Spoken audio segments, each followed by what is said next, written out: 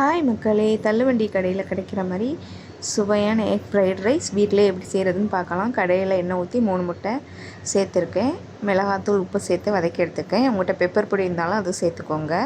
இந்த மாதிரி பெரிய பெரிய பீஸாக கொஞ்சம் வதக்கிட்டு எடுத்து வச்சுக்கலாம் தனியாக. அதே கடாயில் எண்ணெய் ஊற்றி குட்டி குட்டியாக கட் பண்ணி வச்சுக்கிற வெள்ளைப்பூடு, அப்புறம் பாதி வெங்காயம் சேர்த்துருக்கேன். வதக்கினதுக்கப்புறமா விருப்பமான காய்கறி சேர்த்துக்கோங்க. நான் முட்டைக்கோஸ், குடமிளகா, பீன்ஸு சேர்த்துருக்கேன்.